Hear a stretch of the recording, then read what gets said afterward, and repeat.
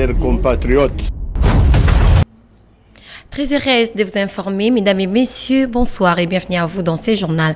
Direction la présidence de la République, où on nous parle du chef de l'État congolais, Félix-Antoine Tshisekedi Tshilombo, qui a réussi ce jeudi 12 octobre 2023 les diplômes de docteur honoris causa de l'université de Kinshasa. Ce titre honorifique lui a été décerné pour ses nombreuses réalisations en faveur du peuple congolais depuis son accession au pouvoir. L'activité a eu lieu au chapiteau du plateau des étudiants dans l'enceinte de l'UNIKIN. Était présent pour représenter cette télévision Rémi Mbouy. Suivez.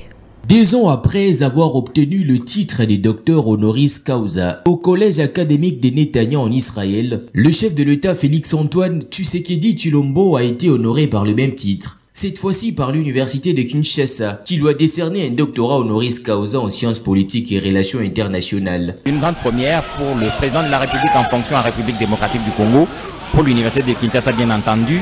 Il y a eu Équatorial où Obiangema est aussi compté parmi ceux qui ont reçu le diplôme d'honoris causa de l'université de Kinshasa. La première dame, Denise honoris causa. Et c'est pour la première fois qu'il décerne au président de la République. Et là, c'est la distinguée première dame, Denise Nakawuti, et sa chère épouse, qui se tiennent donc et qui posent pour... Applaudissements, s'il vous plaît. Très ému de ces titres honorifiques, le président de la République, Félix Tshisekedi, a accepté ses diplômes avec humilité pour l'avènement d'un Congo uni, fort et prospère, avant d'indiquer que la bonne gouvernance en République démocratique du Congo est un vecteur indispensable d'une politique de développement cohérente et efficace. Comme vous le savez, le terme gouvernance jouit de nos jours d'une belle côte. Il exprime un idéal normatif associé à la transparence, à l'éthique et à l'efficacité de l'action publique. La gouvernance recouvre à la fois l'éthique en politique, le contrôle des représentants politiques, la réforme des institutions nationales, les accords publics privés, la réforme du management des entreprises publiques. Cependant, la gouvernance pour le peuple, la bonne gouvernance, demeure un idéal sans contenu clairement défini pour la plupart des parties prenantes à la gestion de la chose publique, ainsi que du public en général. Elle est pressentie comme une nécessité impérieuse pour le maintien d'un climat de confiance entre les dirigeants et les administrés, ainsi qu'entre les acteurs politiques eux-mêmes. Ainsi, les diplômes des docteurs honoris causa est un titre décerné par une université ou une faculté à une personnalité qui s'est distinguée dans un domaine donné. Et puis, parmi les promesses du chef de l'État, Félix Tshisekedi, qui ont motivé le jury à lui décerner ce jeudi les diplômes de docteur honoris causa, le recteur de l'université de Kinshasa, Jean-Marie Kayembe, a parlé de l'amélioration du climat d'affaires, l'afflux des investisseurs, l'accroissement du budget national, la bonne gouvernance à la lutte contre la corruption. Suivez. L'action diplomatique menée dans le cadre de cette stratégie a permis l'élection des experts et des diplomates congolais au sein de plusieurs organisations internationales, notamment à la présidence de la Commission africaine des droits de l'homme et des peuples, au poste de commissaire à la promotion du genre, développement humain et social de la CEEAC et en tant que membre de la Commission du droit international de l'Organisation des Nations Unies au poste de directeur des ressources humaines de la Commission de l'Union africaine par Mme Nadège Tandou. Au plan écologique, l'engagement personnel de son Excellence Félix-Antoine Tshisekedi Tshilombo par une participation active aux différents sommets sur le réchauffement climatique a renforcé le positionnement de la RDC comme pays solution par ses eaux et forêts. À ce titre, elle est fermement engagée sur la question et participe aux procédures consultatives internationales initiées par les Nations Unies devant la Cour internationale de justice et les petits États insulaires devant le tribunal international de droit de la mer à Hambourg, TIDM en sigle. Au plan social, enseignement.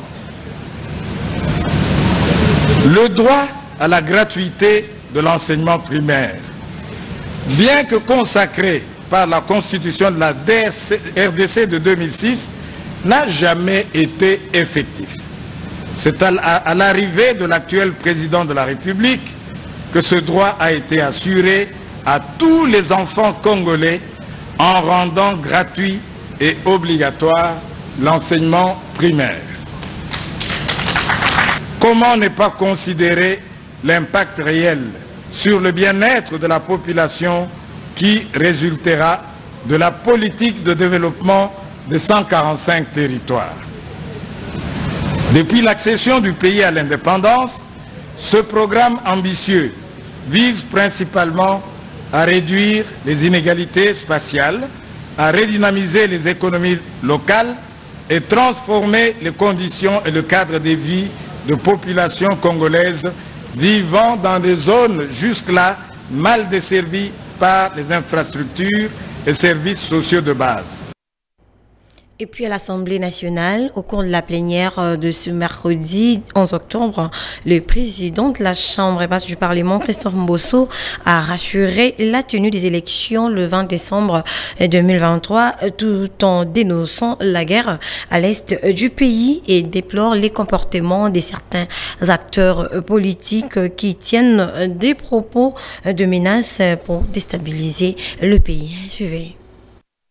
La plénière de ce mercredi 11 octobre était consacrée à l'examen et adoption du rapport de la Commission économique financière et contrôle budgétaire relatif à l'examen du projet de loi portant reddition des comptes exercice 2022. Dans une mise au point faite avant l'audition du rapport de l'ECOFIN, le président de la Chambre basse du Parlement, Christophe Mbosso Kodia, a mis en garde tous ceux qui tiennent de propos de menaces pour déstabiliser le pays et a rassuré de la tenue pour des élections le 20 décembre 2023. J'ai tenu dès l'entame de la plénière de ce jour à faire une mise au point concernant des propos de menaces, de déstabilisation concoctés par certains d'entre nous contre notre pays, la République démocratique du Congo. Mais avant cela, permettez-moi de rendre un vibrant hommage au président de la République, chef de l'État et garant du fonctionnement régulier des institutions de la République, son Excellence Félix Antoine Tshisekedi Tshilombo, pour sa bravoure et sa détermination à offrir aux citoyens, dans le strict respect de la Constitution, la possibilité d'exercer leur droit du suffrage. Pour toute la première fois, le 20 décembre 2023, se tiendront les élections générales dans notre pays. Pour Christophe Mbosso, la patience de la République démocratique du Congo face à ses agresseurs n'est pas signe de faiblesse, mais une posture de bienveillance pour la patrie. La République démocratique du Congo ne cédera plus jamais aux idées surannées de notre siècle, ni à la pression tendant à la bavure d'un partage arbitraire du pouvoir par des voies de dialogue sans fondement. La patience, la tolérance ainsi que l'humilité du président Fachi Beton ne pourrait être pris pour un signe de faiblesse, mais une posture bienveillante pour la patrie. Il ne faut donc pas franchir les limites de ses qualités existentielles, car il peut se transformer en tornade. Un appel est donc lancé aux forces armées de la République démocratique du Congo de tout mettre en œuvre pour le rétablissement de la paix à l'est du pays.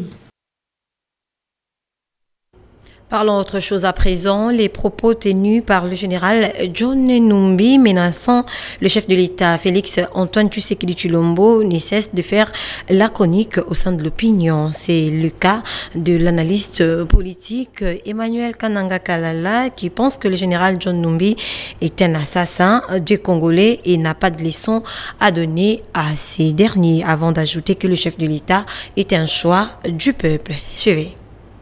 Le soi-disant général John Numbi, premièrement, c'est un militaire. Les militaires sont apolitiques. Alors, vous savez très bien que John Numbi est reproché par la justice de notre pays pour avoir assassiné un grand monsieur à la personne de Tchebeya et Azana, qui était son chauffeur. Alors, aujourd'hui, quand John Numbi se permet de dire n'importe quoi à la télé, hein, alors, nous disons que le Congo est pour les Congolais, premièrement. John Numbi, l'homme qui a tué le peuple congolais, voire même nous avons constaté ici des fausses communes. Et les informations à notre possession fait état que John Numbi, chez lui à la maison, on a trouvé les corps sans vie et d'autres même dans les congélateurs de sa maison.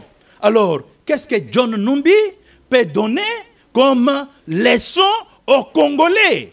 Alors, cette fois-ci, nous, les Congolais, nous disons ceci. Félix Tshisekedi, c'est le choix de Dieu pour les Congolais. Alors, John Numbi a abondé dans le même sens avec Nanga. Donc, c'est son consort. Alors, si il cherche comment s'octroyer l'exil ailleurs, il doit chercher des arguments convaincants. Hein? Mais si John Numbi joue avec un chef de l'État qui est élu massivement par les Congolais, nous pensons qu'il joue avec le peuple congolais dans son ensemble. Et le ministère de l'Entrepreneuriat, petites et moyennes entreprises, a à l'occasion du mois de l'entrepreneuriat organisé au salon au Congo de l'hôtel Pullman les concours business plan 2023 dénommé 1 million de PME pour 8 millions d'emplois. Un projet qui témoigne la volonté du gouvernement à poursuivre sans relâche des actions en faveur de la promotion de l'entrepreneuriat en République démocratique du Congo. Suivez. Après la signature du protocole d'accord mardi dernier entre le ministère de l'Entrepreneuriat, Petites et Moyennes Entreprises et la société Quantum Vertex, s'en est suivi le mercredi 11 octobre au Salon Congo des Pullman Hotel. Les concours Business Plan 2023, dénommé 1 million de PME pour 8 millions d'emplois. Cette rencontre qui a réuni plusieurs hôtes de marque, notamment le ministre de la Jeunesse Yves Moukoulou, le DG du FOGEC Laura Manzemba et tant d'autres entrepreneurs, a été teinté de surprises et de découvertes passionnantes. Pour vous souhaiter la bienvenue dans ce programme de l'hôtel Pullman où vous allez assister à la grande activité de 1 million, la grande réussite. Dans son oral, le ministre de l'Entrepreneuriat, Petites et Moyennes Entreprises, Désiré Nzinga Berianze, est revenu sur le bien fondé de ses assises, tout en détaillant les combats de son ministère dans la création de l'emploi. Notre pays qui a 100 millions d'habitants, avec à peine 24 000 entreprises formelles, 562 000 informelles. Nous disons par rapport à d'autres pays qui ont évolué comme le Nigeria à 42 millions d'entreprises, nous sommes encore en retard. Ça ne veut pas dire qu'on n'a pas d'entreprises ici, des petites et moyennes entreprises, mais seulement il faut que les gens se formalisent. Il nous faut des outils innovants. des outils qui peuvent nous permettre de capter tout ce monde-là, de les amener vers le formel. C'est ce que nous sommes en train de faire avec un pari d'1 million de PME, des petites et moyennes entreprises, pendant 5 ans, avec comme conséquence 8 millions d'emplois. C'est les minimums. Hein. On ne dit pas qu'on va s'arrêter à 1 million d'entreprises, non, on va au-delà. Mais le minimum qu'on se donne, c'est qu'on devra avoir en tout cas 1 million d'entreprises formelles. Il est à noter que les lancements officiels du projet s'inscrivent dans la liste des activités tout au long de ces mois de l'entrepreneuriat. Les réactions fusent de partout après les dépôts des candidatures de Félix Tshisekedi à la tête de la présidentielle 2023. La dernière en date est celle du professeur Kambayi Boacha qui estime que Félix Antoine Tshisekedi Tshilombo mérite un second mandat à la tête de la République démocratique du Congo. Il a dit au micro de Nacha Kitete et Véronique Monabwana. On écoute. Je le dis avec des lettres d'or peintes en rouge, feu. Aucun Congolais, personne, je dirais plus, on n'a pas vu ça en Afrique. C'est comme si les gens allaient à l'avance fêter le fait que leur candidat était élu. Il n'y a pas de commentaire à faire, on n'est pas allé accompagner le président de la République. C'est presque par hasard que nous considérons que c'est un président sortant. Mais pour nous, en tout cas, et j'assume ce que je dis, c'est pour dire au peuple congolais, voici votre président. C'est tout simple. Prenez simplement cette envergure-là et on dirait le président Tshisekedi est déjà notre candidat. Il ne faut pas revenir là-dessus. Tout le monde sait que dans chaque province, le président Félix Antoine Tshisekedi Tshilombo a fait ce que personne avant lui n'a fait. Et le fait qu'il y a eu ce peuple-là, cette condensation du peuple, ça montre déjà que les gens l'accepte. Et il n'a pas donné d'argent, il n'a pas donné des t-shirts, il n'a pas donné des képis. Non, il a simplement laissé sa candidature. Il n'a pas appelé le peuple congolais, il n'a pas loué les bus, il est venu. Et vous avez vu. Et qui était là? Toute la crème politique des Congolais, à tous les niveaux, était là. Il n'y a pas de commentaire à faire, il n'y a pas match. Et puis les affrontements opposant le groupe armé autodéfense Wazalendo aux rebelles du M23 soutenus par le Rwanda sont encouragés par les communs de mortels, à l'instar du coordonnateur du mouvement citoyen ECHA RDC Nerachanira Kaninda qui salue les efforts fournis par les Wazalendo pour le maintien de la paix dans la partie est de la RDC. Suivez. La situation sécuritaire dans l'est de la République démocratique du Congo demeure tendue, avec des combats violents opposant les groupes d'autodéfense Wazalendo aux rebelles du 1-23 soutenus par le Rwanda. Ces affrontements n'ont pas laissé indifférent la population congolaise. Interrogé, le coordonnateur d'ECHA RDC, Nerachanira Kaninda, encourage la bravoure du groupe d'autodéfense Wazalendo. Au regard du contexte actuel où la RDC s'est engagée au terme des différents échanges au niveau sous-régional et régional à travers les cessez-le-feu, il est important que la population congolaise aussi se prenne en charge parce que c'est les souverains primaires. Et c'est dans cette optique particulière que nous sommes en train de soutenir le groupe des Wazalendo qui est en train, en vertu de l'article 60 de la Constitution, de pouvoir mettre hors d'état de nuire tous ces groupes rebelles, particulièrement les Rwandais qui est en train d'agresser notre pays à travers les M23.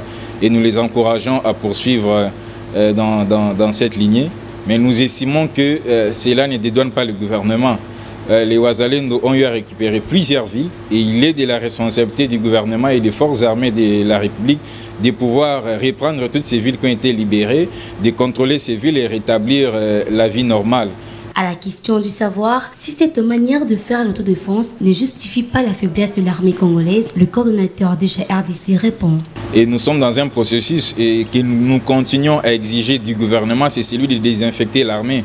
Pour nous, la désinfection de l'armée consiste à mettre en dehors de l'armée tous ces officiers et tous ces militaires qui font du commerce, qui occupent des fonctions élevées, mais qui sont venus dans l'armée pour s'enrichir, mais également toutes ces personnes qui ont choisi de pouvoir trahir notre pays.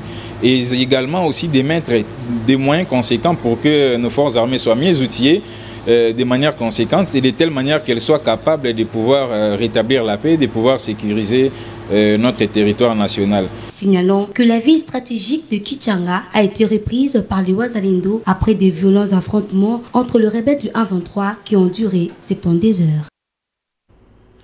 En sport, plusieurs sélections nationales bénéficieront de cette fenêtre FIFA du mois d'octobre pour livrer de matchs amicaux. Les cas de Léopards de la République démocratique du Congo qui poursuivent leur préparation en Espagne ont vu d'affronter un match d'amical la Nouvelle-Zélande. C'est vendredi 13 octobre 2023 à Murcia. Suivez.